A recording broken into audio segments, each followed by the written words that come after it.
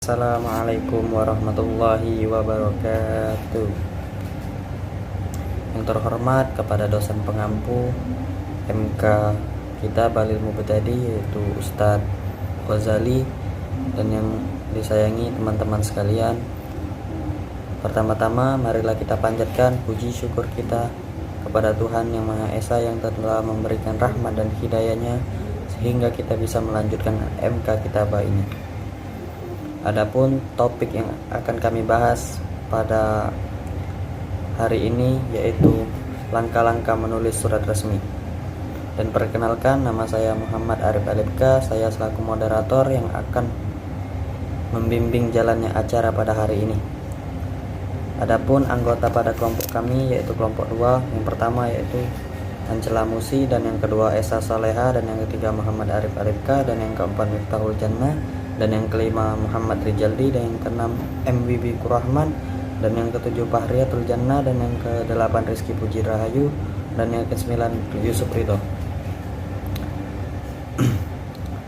Sedangkan rangkaian acara yang akan kita lewati pada hari ini yaitu yang pertama sesi pembukaan, yang kedua sesi penyampaian materi, dan yang keempat sesi tanya jawab, dan yang kelima sesi penutup. Baiklah teman-teman, langsung saja kita mulai ke sesi yang pertama adalah pembukaan. Marilah kita buka acara pada hari ini dengan melafazkan al-basmalah. Selanjutnya adalah penyampaian materi yang dilakukan oleh teman-teman saya. Assalamualaikum warahmatullahi wabarakatuh. Saya Ancela Musi dari perwakilan kelompok 2. Baiklah, saya akan menjelaskan pengertian surat resmi.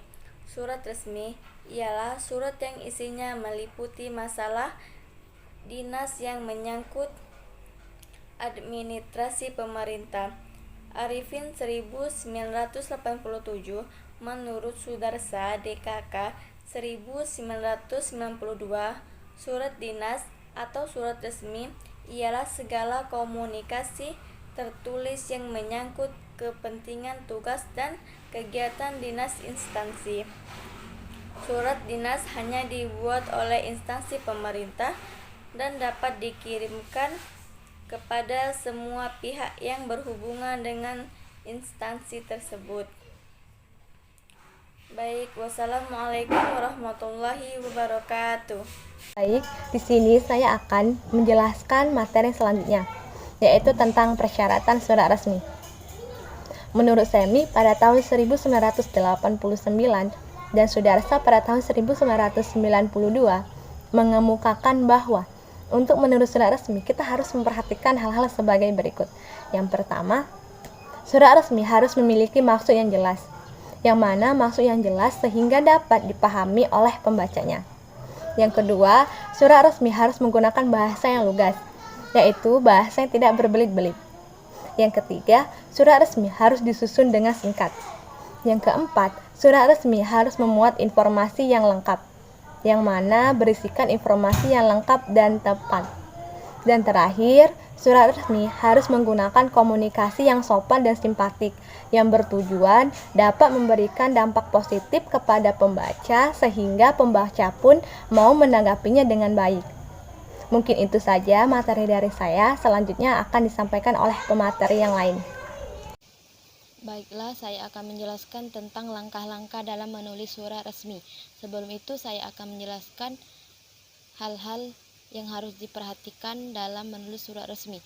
Yang pertama, kepala surat. Yang kedua, tanggal surat. Yang ketiga, nomor, lampiran, halaman atau perihal. Yang keempat, alamat tujuan. Yang kelima, salam pembuka. Yang keenam, isi surat. Yang ketujuh, salam penutup.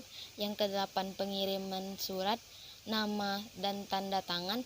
Yang kesembilan, tembusan. Yang kesepuluh, inisial atau kode singkatan nama. Baiklah, saya akan menjelaskan poin pertama dan poin kedua, yaitu 1. Penulisan kepala surat. Kepala surat adalah bagian surat yang dicantumkan pada bagian atas kertas surat untuk menunjukkan ciri dari pengenal atau identitas instansi pengiriman surat. Yang kedua, penulisan tanggal surat. Tanggal surat adalah bagian yang menunjukkan hari, bulan, dan tahun ditulisnya surat tersebut. Tanggal surat ditulis secara lengkap, yaitu tanggal ditulis dengan angka, bulan ditulis dengan huruf, dan tahun ditulis dengan angka. Itu saja yang dapat saya sampaikan dan akan dilanjutkan oleh pemateri selanjutnya. Assalamualaikum warahmatullahi wabarakatuh. Saya di sini mau memberitahu langkah-langkah menulis surat resmi. Yang pertama, langkah-langkahnya itu pasti ada kepala surat. Yang kedua, tanggal surat. Yang ketiga, nomor surat. Yang keempat, lampiran. Yang kelima, hal atau perihal surat. Yang keenam, alamat. Yang ketujuh, salam pembuka. Yang kedelapan, isi. Yang kesembilan, salam penutup. Yang 10, pengirim surat atau status jabatan, tanda tangan, dan nama yang jelas. Yang ke-11, tembusan. Jadi kepala surat yang pertama tadi yang lengkapnya terdiri atas 1, nama instansi. Yang kedua, alamat lengkap. Yang ketiga, nomor telepon. Yang keempat, nomor kontak pos. Yang kelima, alamat kawan. Dan yang keenam, lambang dan logo. Nama instansi ditulis dengan huruf kapital. Alamat instansi termaksud di dalamnya telepon, kontak pos, dan alamat kawat jika ada, ditulis dengan huruf awal kata kapital.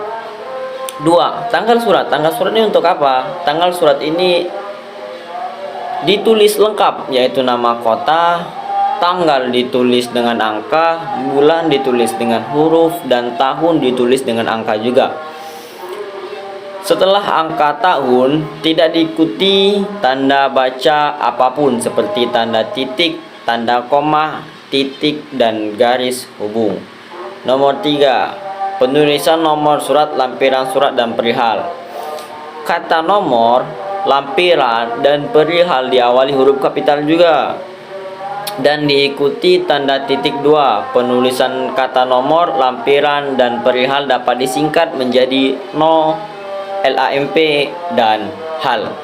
Nah, alamat surat. Dalam penulisan alamat surat terdapat 2 macam bentuk. Bentuk yang pertama adalah alamat yang ditulis di sebelah kanan atas di bawah tanggal surat, dan bentuk yang kedua adalah alamat yang ditulis di sebelah kiri atas dan di bawah bagian hal atau sebelum kata pembuka.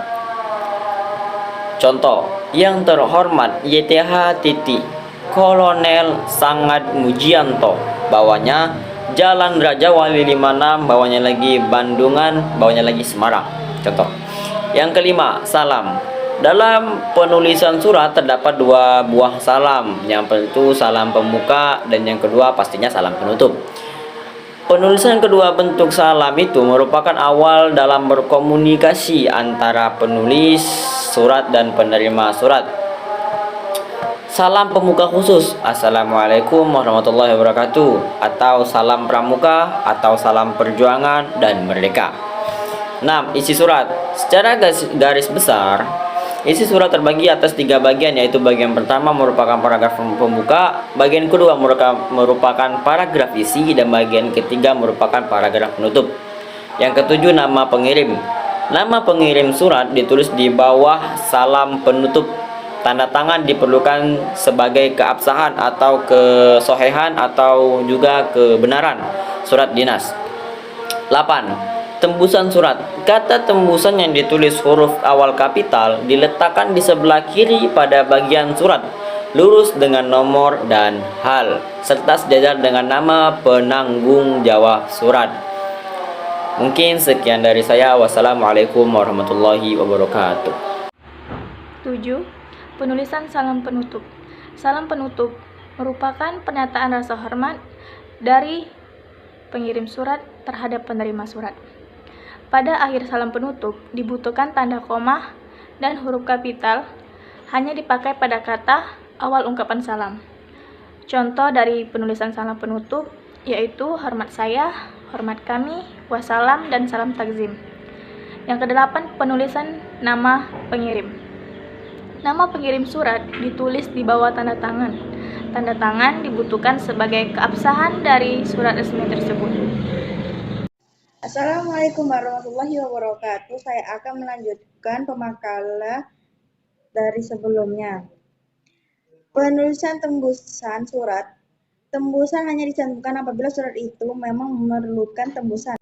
Kata tembusan yang ditulis dengan huruf awal huruf kapital tembusan diletakkan di sebelah kiri pada bagian kaki surat, lurus dengan bagian nomor dan hal, serta sejajar dengan nama pengirim surat. Tulisan tembusan diikuti tanda titik 2 tanpa garis bawahi. Pihak yang diberi tembusan hendaklah nama jabatan atau nama orang dan bukan nama kantor atau instansi. Di belakang nama yang diberi tembusan tidak perlu diberi ungkapan untuk perhatian dan menjadi perhatian sebagai laporan atau ungkapan lain yang mengikat dalam tembusan tidak perlu dicantumkan tulisan arsip karena setiap surat dinas itu memiliki arsip. Ya harus memiliki arsip. Contoh penulisan tembusan kepada bagian usaha. Penulisan inisial atau sandi ditempatkan pada bagian paling bawah, sebelah kiri di bawah tembusan kalau ada. Inisial merupakan tanda pengenal yang berupa singkatan nama pengonsep dan pengetik surat. Inisial pengguna untuk keperluan internal di lingkungan pengenal surat untuk mengetahui siapa pengonsep dan pengetik surat. Contoh penulisan inisial HA, singkatan nama pengetik Hidayah Asmuni. SS, singkatan nama pengetik Sandi Susanti. RE, singkatan nama pengetik Rahmanita Erdila. PM, singkatan nama pengetik Putri Mardawita. NU, singkatan nama pengetik Nifta Utami.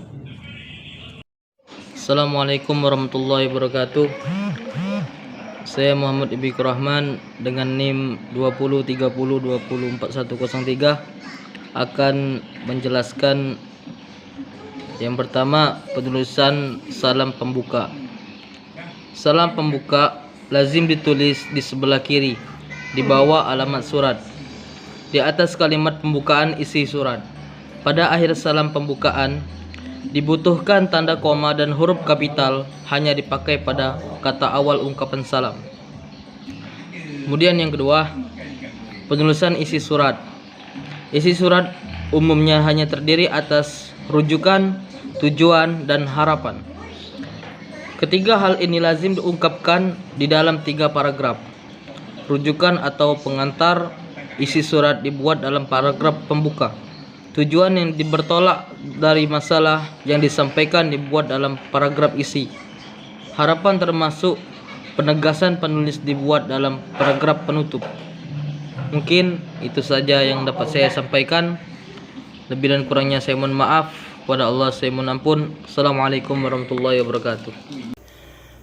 A'udzu billahi minasyaitonir rajim. Bismillahirrahmanirrahim. Assalamualaikum warahmatullahi wabarakatuh. Perkenalkan, nama saya Yusuf Ridho dengan nomor NIM 2020204045. Saya perwakilan dari kelompok Kitab Ahlil Mubtadi 2. Baiklah, saya di sini akan menjelaskan kaidah penulisan surat resmi. Adapun kaidah surat resmi itu mempunyai 9 nilai. Yang pertama yaitu penulisan kepala surat. Yang kedua, penulisan tanggal surat. Yang ketiga, penulisan alamat surat yang dituju. Yang keempat, penulisan salam pembuka. Lalu yang kelima, penulisan salam penutup. Adapun nilai yang keenam, tanda tangan, nama jelas atau nama panjang, dan jabatan. Lalu nomor 7, penggunaan bentuk singkatan AN. Lalu poin yang ke-8 yaitu tembusan. Dan poin yang ke-9 yaitu yang terakhir, inisial. Syukron, cukup sekian yang bisa saya sampaikan. Wassalamualaikum warahmatullahi wabarakatuh. Bagi teman-teman yang ingin bertanya atau yang belum paham, ada yang ingin ditanyakan, dipersilakan untuk menanyakan, atau ada juga yang ingin memberikan kritik atau saran, dipersilakan. Sekianlah tadi presentasi kelompok kami. Mari mengucapkan lapas alhamdulillah.